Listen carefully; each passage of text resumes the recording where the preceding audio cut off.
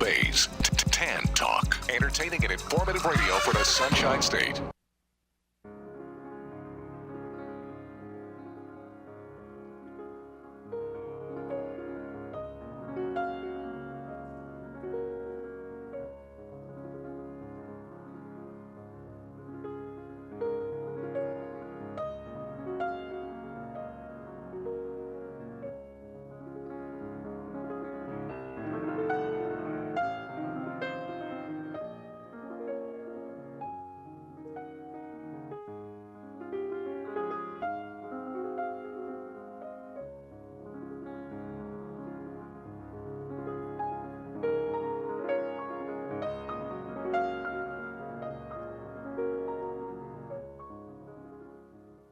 Καλησπέρα. Ακόμα μια Τετάρτη εδώ, στην εκπομπή Pan Hellenic News. Μας ακούτε κάθε Τετάρτη 4 με 5 στο Tag Talk Radio. Στο μικρόφωνο η Άρα Σοκράτους, μας ακούτε ζωντανά στο 106,1 FM και διαδικτυακά στο www.panhellenicfederationfl.com.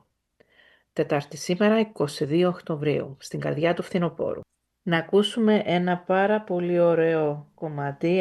Είναι από την καλεσμένη μας που θα παρουσιάσουμε τώρα σε λίγο, μαζί με τη Γενική Γραμματέα των Διεθνών Βραβείων Τζουζέπε Σάκα, τη Βίκη Παφατάκη.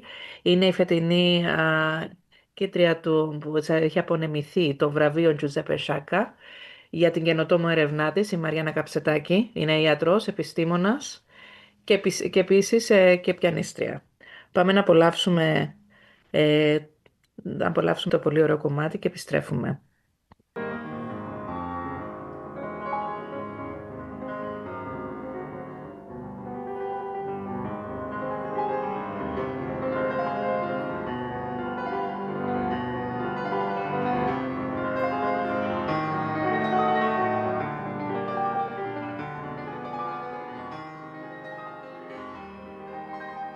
Μόλις ακούσαμε μια δημιουργία της νευροεπιστήμονας και πιανίστριας Μαριάννας Καψετάκη, η οποία τιμήθηκε στα φετινά διεθνή βραβεία Τζουζέπε Σάκα με το βραβείο Επιστήμης και Έρευνας. Μαζί με τη Μαριάννα να καλωσορίσουμε και τη Γενική Γραμματέα των Διεθνών Βραβείων Τζουζέπε Σάκα, τη Βίκη Παφατάκη, την οποία έχουμε φιλοξενήσει πάρα πολλές φορές στην εκπομπή μας και σε έχει απονεμηθεί, να τα θυμίσουμε στο κοινό, το βραβείο Ντόνα Τιμετετερανέο το Σεπτέμβριο του 2024. Βίκη μου, καλησπέρα. Καλησπέρα, καλησπέρα. Καλησπέρα. Πόσο χαίρομαι που είμαστε με τη Μαριάννα σε αυτή την εκπομπή. Αγαπημένη Άρια και πάντα μας στηρίζει. Δεν έχει σημασία η απόσταση, σημασία έχει η αγάπη ανάμεσα στους ανθρώπους. Σημασία έχει ότι γεφυρώνονται πάντα οι αποστάσεις όταν μέσω του πολιτισμού και μέσω της αγάπης των ανθρώπων. Αυτό είναι το πιο σημαντικό. Έτσι είναι. Χαρήκαμε ιδιαίτερα φέτος που είχαμε την νεαρή Μαριάννα, η οποία είναι πολύπλευρη. Είναι μια εξαιρετική επιστήμονας, γιατρός, θα σας τα πει και η ίδια, αλλά παράλληλα είναι και πιανίστρια και έχει μια δίδυμη αδερφή, η οποία είναι βιολόγος, αλλά και εκείνη πιανίστρια. Δεν ξέρω πραγματικά τι combination είναι αυτές οι δύο οι κοπέλες. Πάντως γνώρισα τη μητέρα τους, η οποία είναι Αγγλίδα, μιλάει τέλεια ελληνικά και λέω τι τους δίνατε από μικρά, και γελούσε η γυναίκα, διότι μου λέει δεν ξέρω. Πραγματικά. Είναι παιδιά θαύματα, πραγματικά. Είχα διαβάσει τα βιογραφικά και είχα μείνει έκθαμη. Και τώρα δεν ήξερα με τι να ξεκινήσω. Με το γιατρός, νευροεπιστήμονας, πιανίστρια.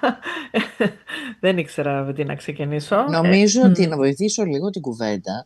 Καλό θα ήταν να μας πει για τα ιατρικά της επιτεύγματα και μετά νομίζω για τα μουσικά, για να έρθει να δέσει το γλυκό. Εγώ σχετικά με τη ιατρική, βασικά τέλειωσα ιατρική εδώ στην Κρήτη και μετά πήγα στην Αγγλία για έρευνα, στο Λονδίνο, στο Imperial College London και στο University College London, όπου έτσι επικεντρώθηκα στις νευροεπιστήμες. Δηλαδή η κύρια έρευνα που έκανα στο PhD μου ήταν η μελέτη της μνήμης ασθενής με κεφαλικό, όπου μπορούσαμε να δούμε ποιες περιοχές του εγκεφάλου είναι πιο σημαντικές για τη μνήμη, εξετάζοντας έτσι ασθενείς με κεφαλικό.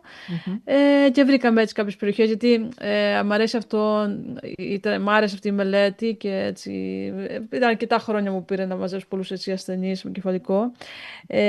Γιατί αν μπορείς να βρεις ποιες περιοχές στον εγκέφαλο σχετίζονται με κάποια συγκεκριμένη έτσι, λειτουργία, μπορείς, ας πούμε, ελπίζουμε στο μέλλον να μπορείς να κάνεις, να ενεργοποιήσεις αυτές τις περιοχές, π.χ. με Deep Brain Stimulation λέγεται μια τεχνική, που βάζεις κάτι ηλεκτρόδια μέσα στον εγκέφαλο και μπορείς να βελτιώσεις τη λειτουργία αυτή. Ας πούμε, αυτό έχει γίνει πολύ σε ασθενείς με Πάρκινσον που έχουν τρόμο, αλλά ελπίζω στο μέλλον να γίνει και σε ασθενείς με προβλήματα στη μνήμη, όπως ασθενείς με Alzheimer.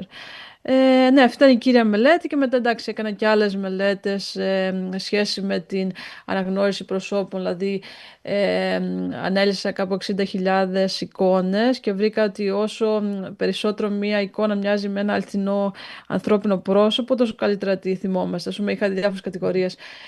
Ήταν μόνο ανθρώπινα πρόσωπα, είχε κάποια ζώα που μοιάζουν με ανθρώπινα πρόσωπα, ξέρω εγώ, λιοντάρια, γάτες, σκυλιά, και αυτά, ας πούμε, τα θυμόμασταν πιο καλά από κάποια ζώα που δεν μοιάζαν με ανθρώπινα πρόσωπα, ή κάποια, ας πούμε, μια τελευταία κατηγορία που ήταν ότι ας πούμε κάποια αντικείμενα άσχετα μπορεί να μοιάζουν σαν ένα ανθρώπινο πρόσωπο, όπως το μπροστινό μέρος του ενός αμαξιού, ας πούμε, μπορεί να σκεφτείς τα δύο μάτια και το στόμα από κάτω. Ναι, και αυτό ήταν μια άλλη βασική μελέτη στο μεταδακτορικό. Και τώρα έχω επιστρέψει στην Ελλάδα, κάνω ειδικότητα νευροχειρουργικής, και είμαι κάπου στα μέσα, δηλαδή έχω λίγα ακόμα χρόνια. Και μετά και νευρολόγος και νευροχειρουργός. Δηλαδή όταν κάποιος μελετάει το νευρικό σύστημα, ερευνητικά λέγεται νευροεπιστήμονα. Ενώ νευροχειρουργική είναι, κάνεις χειρουργία, δηλαδή ανοίγεις εγκεφάλους, σπονδυλική στήλη και αυτά. Ναι. Πώς αποφάσισες να ακολουθήσεις αυτή την επιστήμη, γιατί είναι μια πολύ εξειδικευμένη επιστήμη, πάρα πολύ δύσκολη, ασχολείται με πάρα πολύ λεπτά νεύρα, όπως είναι αυτά του εγκεφάλου. Είναι πάρα πολύ δύσκολο. Ναι, βασικά μ' άρεσε από την αρχή που μπήκα στην ιατρική σχολή, μ' άρεσε πολύ να καταλαβαίνω πώς λειτουργεί το σώμα και ειδικά ο εγκέφαλος. Γι' αυτό και πήγα και πιο πολύ ερευνητικά, δηλαδή δεν πήγα κατευθείαν μετά από την ιατρική σχολή να κάνω ειδικότητα, μ' άρεσε πολύ η έρευνα. Και ναι, μ' άρεσε το τίποτε έχει να κάνει με τον εγκέφαλο, ήθελα να το μελετήσουμε, να καταλάβουμε πώς λειτουργεί, ειδικά οι ανώτερες εγκεφαλικές λειτουργίες, ας πούμε η μνήμη. Κάναμε και κάποιες μελέτες με την προσοχή, όπου μπορείς να κάνεις διέγεις κάποιων περιοχών και είδαμε ότι βελτιώνεται η προσοχή σε ασθενείς με εγκεφαλικό. Ναι, άρα ναι, γενικά μου άρεσε να καταλάβω πώς λειτουργεί ο εγκέφαλος, όλες οι λεπτομέρειες. Και αυτό που λέτε με την νευροχειρουργική, αυτό που θέλω να κάνω στο μέλλον λέγεται λειτουργική νευροχειρουργική, όπου δεν είναι τόσο πολύ ότι ανοίγεις κεφάλια σε τραυματίες που έχουν επισκληρίδια αιματώματα και τέτοια πράγματα. Είναι πιο πολύ αλλάζεις τη λειτουργία κάποιων δικτύων μέσω ενεργοποίησης τους, βάζει ηλεκτρόδια και διάφορα τέτοια. Αυτό, ας πούμε, το deep brain. Τι σημαίνει αλλάζεις κάποιες λειτουργίες, όπως? Ναι, ας πούμε ο τρόμος, το σύμπτωμα ο τρόμος, δηλαδή, ναι, που είναι συχνός σε ασθενείς με Πάρκινσον, έχει βρεθεί ένα δίκτυο περιοχών στον εγκέφαλο, όπου αν το διεγείρεις, δηλαδή σαν ηλεκτρισμό βάζεις, μικρό ηλεκτρική διέγερση, μπορείς να την αλλάξεις πώς λειτουργεί αυτό το δίκτυο και μετά να βελτιώσεις τον τρόμο. Δηλαδή μπορείς να το δεις κατευθείαν στο χειρουργείο αυτό. Το βάζεις τη διέγερση και κατευθείαν σταματάει ο τρόμος. Απίστευτο, και πραγματικά ήθελα να σε ρωτήσω, να σταθούμε εδώ και να σε ρωτήσω, γιατί με ενδιαφέρει και πάρα πολύ, όπως μια εκφυλιστική νόσος, όπως είναι το Alzheimer, έτσι, που ξέρουμε όταν νοσήσει ένα άτομο με Alzheimer, οι λειτουργίες της μνήμης δεν επανέρχονται. Ξέρουμε ότι τα φάρμακα μπορούν να διατηρήσουν μια συγκεκριμένη κατάσταση, ίσως για κάποιο χρονικό διάστημα, αλλά η συνέχεια είναι να επιδεινωθεί, έτσι. Ναι.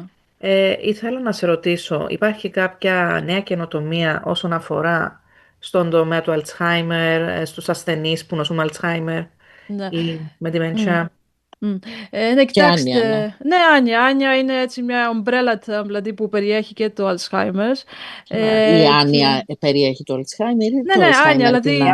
Όχι, όχι, η Άνια. Μάλιστα. Δηλαδή, κάποιος που έχει Parkinson μπορεί να πάθει Parkinson's dementia. Δηλαδή, η Άνια έχει πάρα πολλά. Ναι. Περιλαμβάνει πάρα πολλά η Άνια.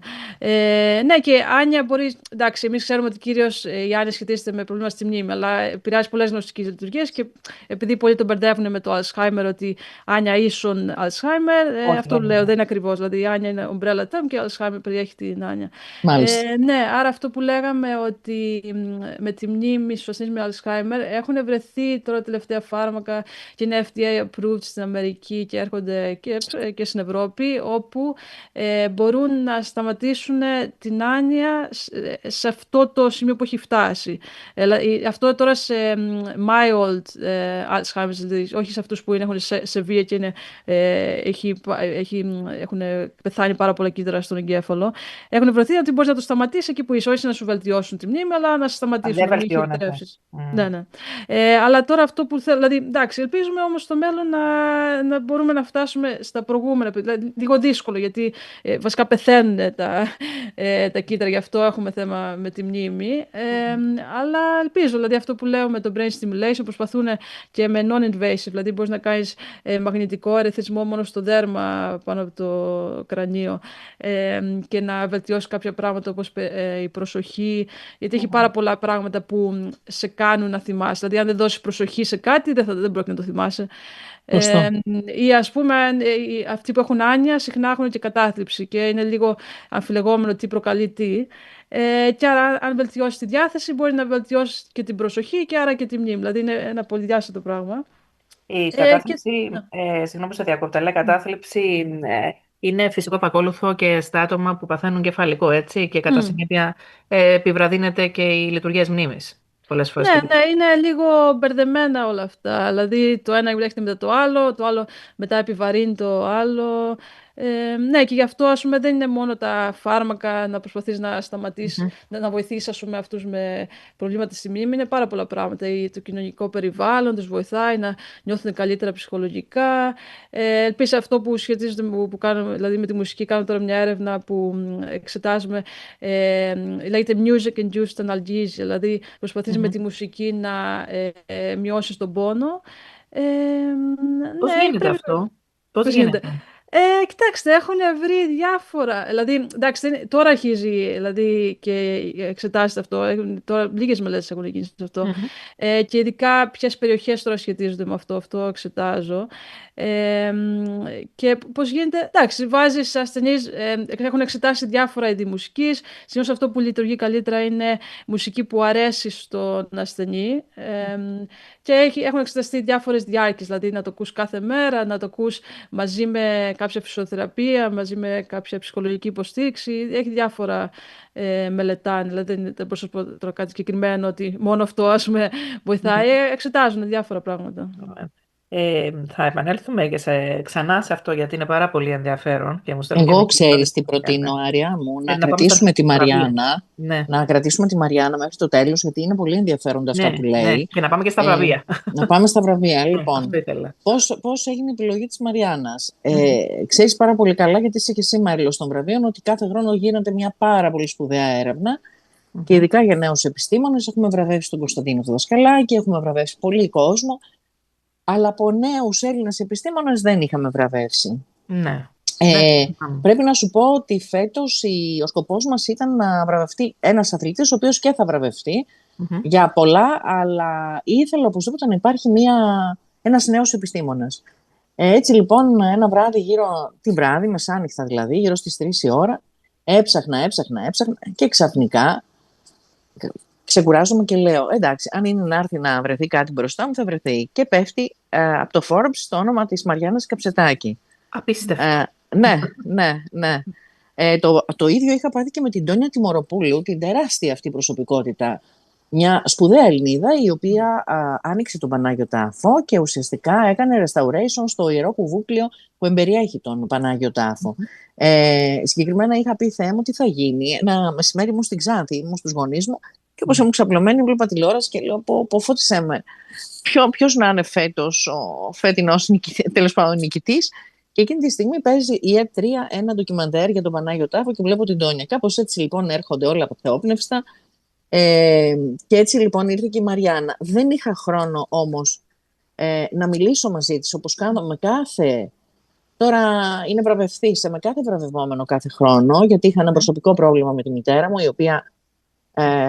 η Μαριάννα είναι η αρμόδια, έχει ακριβώς όλο αυτό, είναι η έρευνα της Μαριάννας, εγκεφαλικό, άνοια κτλ. Οπότε την επιλέξαμε, μίλησα μαζί της ελάχιστα πρέπει να πω, αλλά πολύ λίγο μιλήσαμε και στη Ρώμη, αλλά ήταν ουσιαστική η επικοινωνία μας, γιατί όταν βλέπεις μια Ελληνίδα επιστημόνισσα και όχι μόνο και καλλιτέχνηδα όπως η Μαριάννα διεθνούς βεληνικούς, το μόνο που έχεις να αισθανθείς είναι περηφάνεια. Περηφάνεια για μια γυναίκα η οποία πασχίζει, πολύ σύνθετη. Ναι, και η αδερφή της, αν το ξέραμε, θα τις βραβεύαμε και τις δύο. Ακριβώς, ήθελα να σε ρωτήσω γι' αυτό, για την αδερφή της, γιατί διάβασα και το βιογραφικό της αδερφής της, είναι εξαιρετικό. Απίστευτη και εκείνη και δυστυχώς τελευταία στιγμή το ανακάλυψα. Και αυτό γιατί κάναμε κάποια αφιερώματα στον ξένο τύπο και ξαφνικά πέφτω στο site και βλέπω ότι είναι δίδυμες. Και μάλιστα μοιάζουν σαν δύο σταγόνες νερό. Η Μαριάννα θα σου πει πώς πέρασε στην Ιταλία, όχι εγώ όμως. Ναι. Να πούμε ότι τα βραβεία έλαβαν χώρα 27 Σεπτεμβρίου, έτσι, στο Βατικάνο. Σωστά. Να σου πει λοιπόν εκείνη την αίσθηση που έχει από όλο αυτό που ένιωσε, γιατί εγώ τώρα νομίζω ότι πρέπει να σιωπήσω. Να σε ρωτήσω, Μαριάννα, πώς αισθάνθηκες την πρώτη φορά όταν άκουσες ότι θα είσαι προτινόμενη για το βραβείο Τζουζέπε Σάκα για την καινοτόμο έρευνα? Ναι, βασικά δεν το περίμενα καθόλου. Είχα ακούσει αυτά τα βραβεία από διάφορους άλλους ερευνητές που το είχαν πάρει παλιότερα. Και λέω, αποκλείεται κάτι, ξέρετε, spam που βλέπουμε καμιά φορά σε email και αυτά. Και λέω, εντάξει, για να το ψάξω, είναι αξιόπιστο email.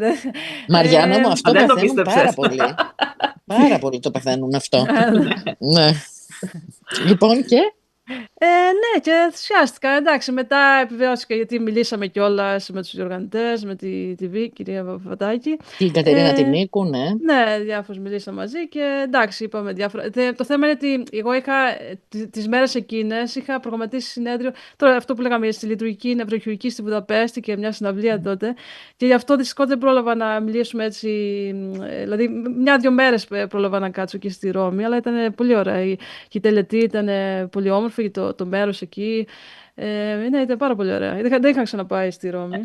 Έκανε και φίλες καινούριες, δεν είναι?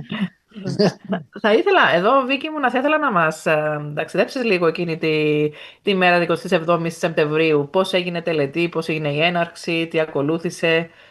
Να μας βάλεις λίγο στο κλίμα. Το δικό μας το ταξίδι ξεκινάει την Πέμπτη, δηλαδή τα βραβεία είναι Σάββατο και κάθε χρόνο ξεκινάει την Πέμπτη. Όπου πηγαίνουμε στη Ρώμη, αρχίζουν και έρχονται οι διάφορες αποστολές. Δηλαδή από την Πέμπτη συναντάμε τους ανθρώπους, γιατί όλο αυτόν τον καιρό, τον προηγούμενο καιρό, έχουμε επικοινωνία τηλεφωνικώς και μέσω email. Με κάποιους έχουμε ήδη δεθεί μέσω της επικοινωνίας που έχει επιτελεστεί όλο αυτό το διάστημα. Με κάποιους όμως συναντιόμαστε στη Ρώμη. Τη Μαριάννα πρέπει να σου πω ότι χαρήκαμε μόνο τη μέρα της τελετής και την επόμενη μέρα είδαμε τη μητέρα της στην Ρώμη, αλλά δεν πειράζει, ήταν ποιοτικό. Φέτος λοιπόν η τελετή έγινε σε ένα μουσιακό κτίριο, το οποίο ανάγεται στο 1400, ήταν κατοικία ενός καρδιναλίου του Ριάριο και επειδή οι καρδινάλοι τότε ανταγωνίζονταν μεταξύ τους και όχι συναγωνίζονταν ποιος θα κάνει το κτίριο το οποίο εμπεριέχει τέχνη, ο Ριάριο λοιπόν ήταν ένας από εκείνους. Φώναξε λοιπόν το μεγάλο και σπουδαίο καλλιτέχνη, το Βασάρι, ο οποίος έκανε όλες τις στιχογραφίες και μάλιστα πάρα πολύ σύντομα. Πραγματικά είναι opera d'arte που λένε και οι Ιταλοί, δηλαδή είναι έργο τέχνης, όλο το κτίριο.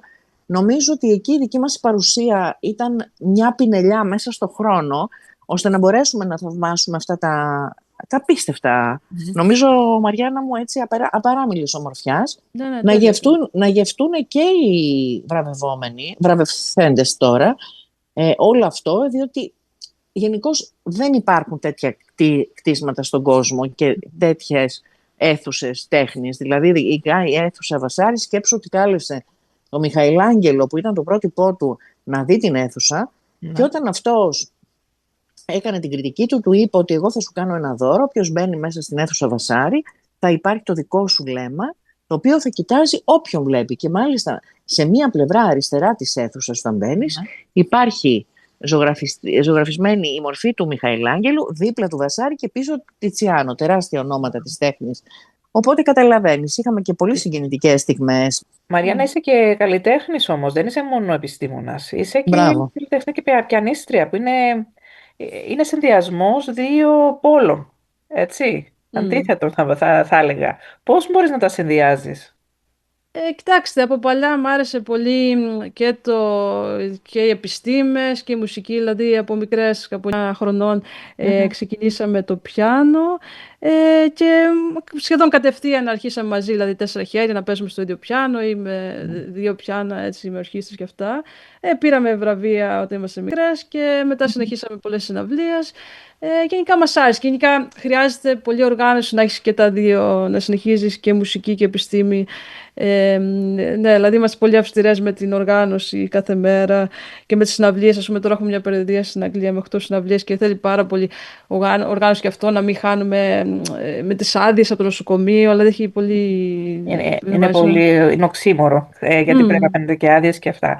Όμως, εκεί που θα ήθελα να σταθώ είναι ότι το πιάνο είναι μια καλλιτεχνική έκφραση. Η καλλιτεχνική έκφραση έχει και πάρα πολύ ευαισθησία, περικλεί πάρα πολύ ευαισθησία, ψυχή και...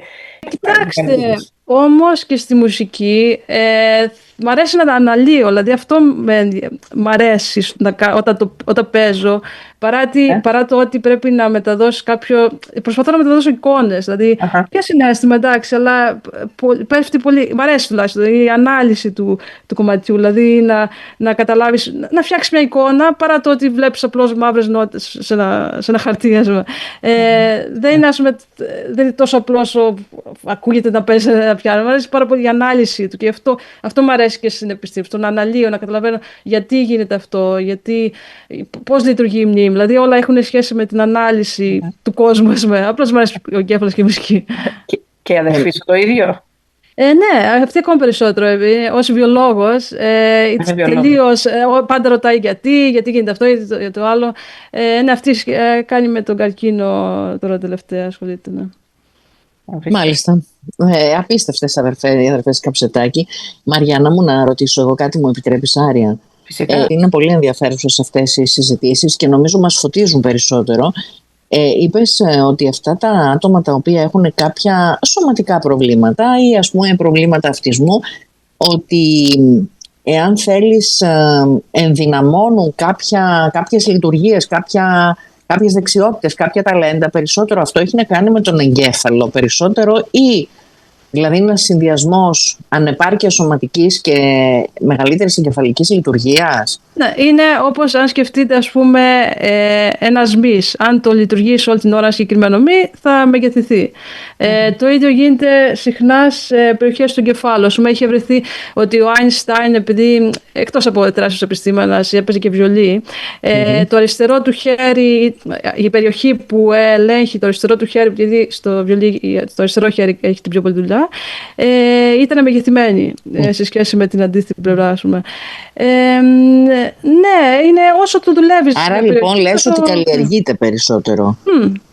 Άρα και αν εξασκήσουμε γνωστικές λειτουργίες, θα μπορέσουμε κάποια στιγμή να αποφύγουμε κάποια νόσο όπως το Αλτσχάιμερ. Ναι, έχουν γίνει μελέτες αυτό, ότι αυτοί που έχουν πιο καλό εκπαιδευτικό επίπεδο, δηλαδή έχουν πιο πολλά χρόνια εκπαίδευσης, έχουν λιγότερη πιθανότητα να πάθουν Αλτσχάιμερ. Εντάξει, οπότε Άρια είμαστε εμείς μέσα σε αυτό το target group, μην ανησυχείς. Δεν κινδυνεύουμε. Εγώ το μόνο που πραγματικά έχει αρχίσει και με τρομάζει, έχει γίνει η επιδημία του αιώνα, η άνοια. Είναι τρομακτικό. Δεν ξέρω, πραγματικά είναι ο φόβος, είναι η μοναξιά των ηλικιωμένων και πολύ μορφωμένοι άνθρωποι. Βέβαια, παρατηρώντας και εγώ σε μεγαλύτερη ηλικία από ό,τι εμφανίζεται σε κάποιους άλλους ανθρώπους, οι βαθιά μορφωμένοι και αυτοί εμφανίζουν. Καλά, τώρα το εμφανίσεις στα 90 σου είναι και λογικό. Αλλά πραγματικά είναι ως επιδημία. Δηλαδή, ακούς τώρα τι έχει ο γονιός σου, άνοια. Πω έχει άνοια. Και πραγματικά είναι μεγάλο πλήγμα και για τον ίδιο, γιατί χάνει την αξιοπρέπειά του. Ακριβώς. Και για την οικογένεια. Δηλαδή η οικογένεια υποφέρει. Είναι κληρονομικό, είναι η κληρονομικότητα, είναι κάποιες επιδράσεις στη ζωή που μπορεί να συντείνουν ή οτιδήποτε. Ναι. Για ποιο λόγο? Ναι, κοιτάξτε, έχει πολλούς λόγους που βλέπουμε μια αύξηση της άνοιας. Είναι ότι γεννάμε, το όριο ηλικίας έχει μεγαλώσει, δηλαδή πεθαίνουμε πιο μετά, γιατί έχουμε τόσα φάρμακα, σώζουμε από άλλα πράγματα, από καρδιακά, που παίρνει κάποιος τα φάρμακα για την πίεση, παίρνει αυτά, δηλαδή γενικά μεγαλώνει η ηλικία του πληθυσμού. Αυτό που λέτε γεννητικά, υπάρχουν κάποιες άνοιες που σχετίζονται με γονίδια και το Alzheimer, κάποια ΑΠΟΗ λέγεται, και αν έχει κάποιος δύο από μητέρα και πατέρα αυτά τα γονίδια, είναι πιο εύκολο να πάθει Alzheimer. Ναι, είναι αυτό που λέτε με την απομόνωση. Όσο πιο κοινωνικός είναι κάποιος, έχει φίλους και αυτά, είναι λιγότερο πιθανό να πάθει Alzheimer. Άρα να μην αφήνουμε τους ηλικιωμένους μόνους. Ναι. Έτσι. Λογικό αυτό, γιατί ας πούμε έχεις κάποιον να μιλήσεις, είναι και αυτό που λέμε με την κατάθλιψη. Λειτουργεί ο εγκέφαλος αν έχεις κάποιον δίπλα σου, κάτι να επικοινωνήσεις, κάτι. Τι άλλο, τώρα η διατροφή επίσης. Η μεσογειακή διατροφή είναι καλή, δεν αποφεύγουμε fast food, αλάτια, ζάχαρη και τέτοια, που εντάξει, λίγο δύσκολο να το αποφύγεις, να πούμε αμερικάνικα ραδιόφωνα. Γενικά η Αμερική έχει ένα σοβαρό θέμα με παχυσαρκία, λόγω των, αν πας σε ένα σούπερ μάρκετ είναι όλα ζαχαρωτά, τα περισσότερα.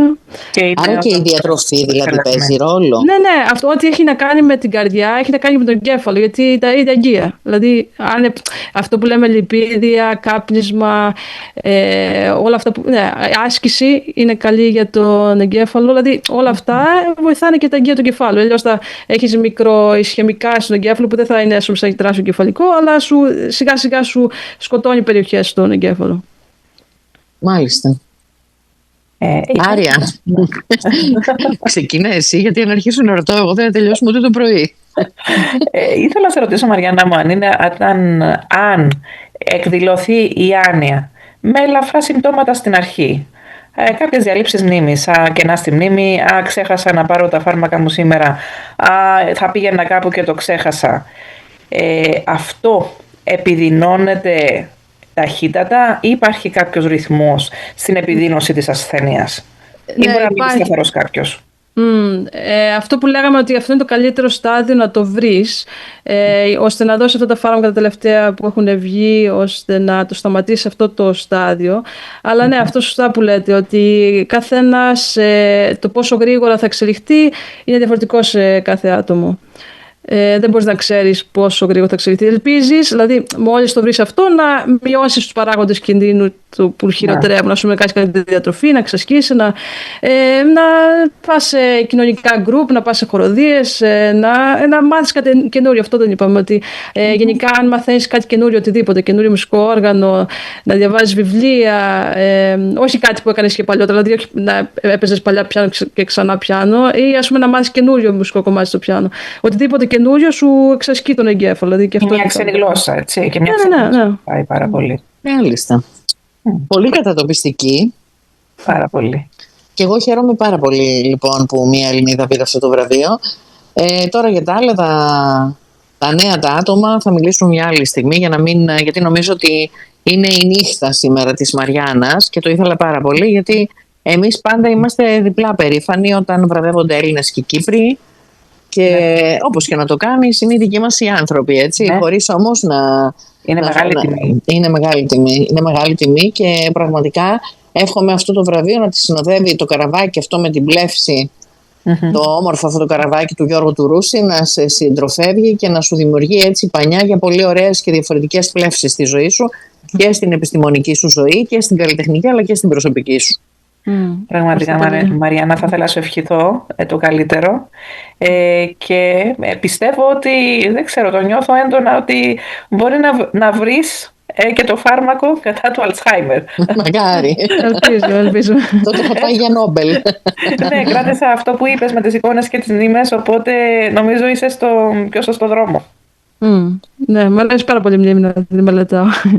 Ναι, φαίνεται. Νομίζω, Άρια, πρέπει να την έχεις κι άλλη, να την καλέσεις κι άλλη φορά, αλλά και την αδερφή της, Και τότε θα είμαι και εγώ μαζί σας να συμπληρώνω λιγάκι. Οπωσδήποτε. Οπότε κλείνω από τώρα, Μαριάννα, εντάξει. Εντάξει, μια χαρά. Ωραία, Ευχαριστούμε πάρα πολύ, Άρια, για άλλη μια φορά. Μας θυμάς